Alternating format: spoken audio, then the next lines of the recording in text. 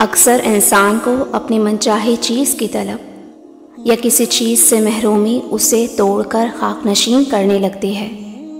اور وہ سوچتا ہے کہ جو اس سے لیا گیا ہے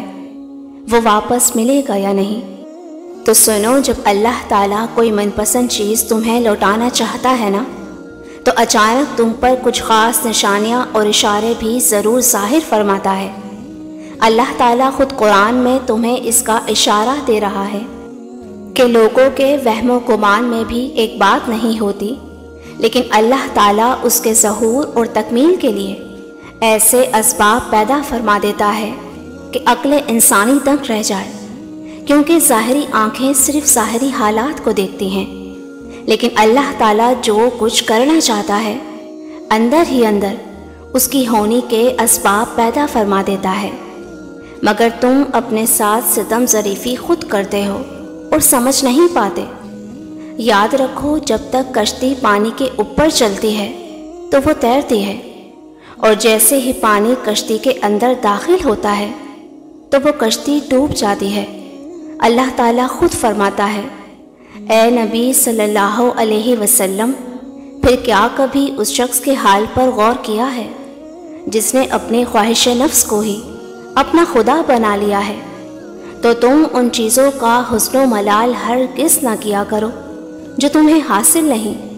کیونکہ وہ رب ان چیزوں کو بھی دیکھ لیتا ہے جو تمہیں دکھائی نہیں دیتی۔ اگر آج تم سے کچھ چھن گیا ہے اور واپس ملنے کی امیدیں بھی دم توڑ رہی ہیں، تو سنو، اس مہربان رب کی محبت تو اتنی نرالی ہے کہ جب وہ تم سے کچھ لے کر آزماتا ہے نا، تو عطائیں بھی بڑی کمال کی کرتا ہے۔ یاد کرو، جب نبی کریم صلی اللہ علیہ وسلم اولاد نرینہ کی وفات کے غم سے نڈھال تھے اور اکیلے رہ جانے کا دکھ انہیں بے چین کیے رکھتا تھا۔ یہ وہ وقت تھا جب دشمن خوشیاں مناتے اور کہتے کہ آج تو محمد صلی اللہ علیہ وسلم کی مثال اس درخت کی سی ہو گئی جو معاذ اللہ کچھ مدت کے بعد سوکھ کر پیمد خاک ہو جائے گا اور کوئی ان کا نام لیوا نہ رہے گا۔ مگر اس وقت اللہ تعالیٰ نے انہیں حیران کن عطاؤں کی خوشخبری سنائی۔ اللہ فرماتا ہے، اے نبی صلی اللہ علیہ وسلم، ہم نے تمہیں کوثر عطا کر دیا، بس تم اپنے رب ہی کے لیے قربانی کرو، تمہارا دشمن ہی جڑ کٹا ہے۔ بے شک میرے رب کی عطائیں گمان و بیان سے باہر ہیں کہ جس نے نبی کریم صلی اللہ علیہ وسلم کو وہ روحانی اولاد عطا فرمائی جو قیامت تک روئے زمین پر آپ کا نام روشن کرنے والی ہیں۔ اور جانتے ہو کہ زمین و آسمان کا سارا نظام تمہارے لیے مفید نتائج کب لاتا ہے، اور وہ کیا چیزیں ہیں جو تمہیں تمہاری من پسند منزل تک لے جاتی ہیں۔ تو یاد رکھو کہ جب تم کائنات کے کسی بھی گوشے میں قانون فطرت سے نہیں ٹکراتے، تو زمین و آسمان کی ہر شے تمہیں پھلنے پھولنے کا موقع دیتی ہے۔ اس کے برعکس جب تم قانون فطرت سے لڑ بھڑ کر اپنی مرضی کا بیج بوتے ہو نا،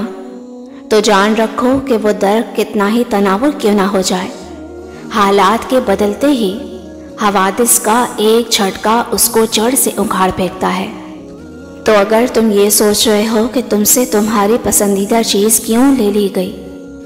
تو یاد رکھو کہ جس طرح پانی کی یہ حقیقت نہیں کہ وہ کوئی نقش قبول کر سکے، اور نہ ہی ریت کی یہ حقیقت ہے کہ وہ مضبوط تعمیر کی بنیاد بن سکے، بالکل اسی طرح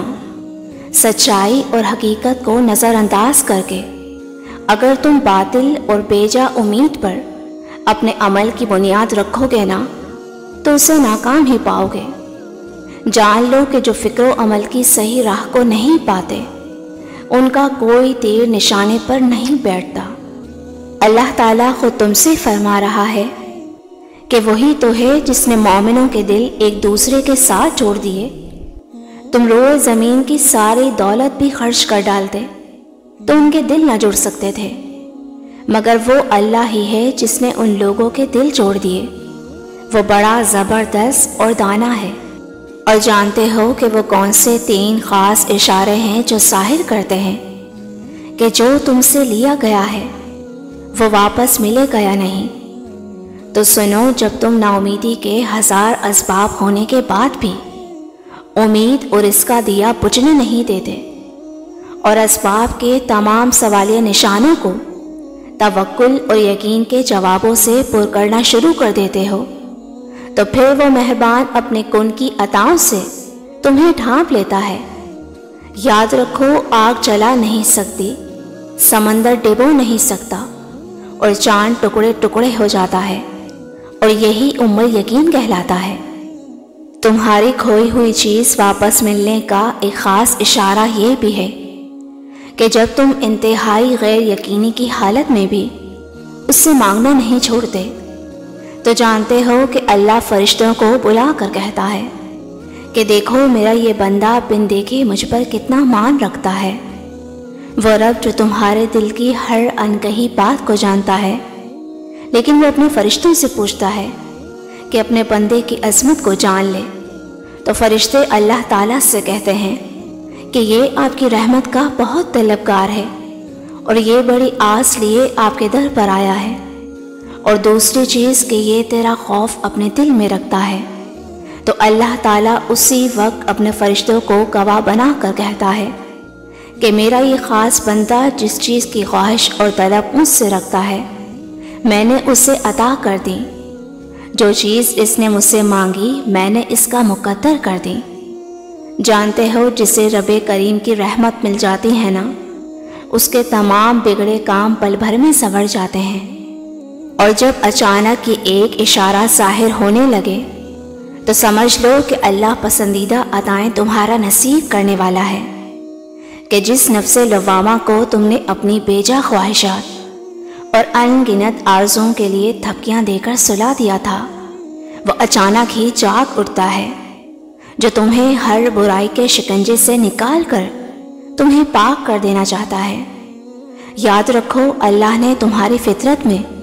جو محاسب بٹھا رکھا ہے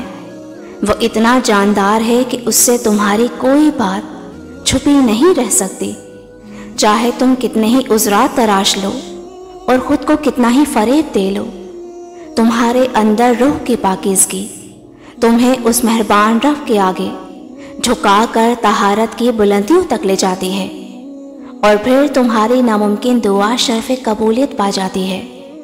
جان رکھو کہ اللہ نے حقیقت کی خبر دینے والی نشانیاں دکھانے میں کوئی کسر اٹھا نہیں رکھی۔ تو جب تم غفلت کی نیند سے بیدار ہو کر اللہ کے در پہ آتے ہو نا، تو اللہ کی محبت اور شفقت تمہیں گھیر لیتی ہے، اور پھر کوئی غم تمہیں بے چین نہیں کرتا اور نہ کوئی محرومی تمہیں اذیت دیتی ہے، بلکہ تمہارا ہر نقصان نفع میں بدل کر ممکن کو ممکنات میں بدل دیتا ہے۔ اللہ قرآن میں خود تم سے مخاطب ہے،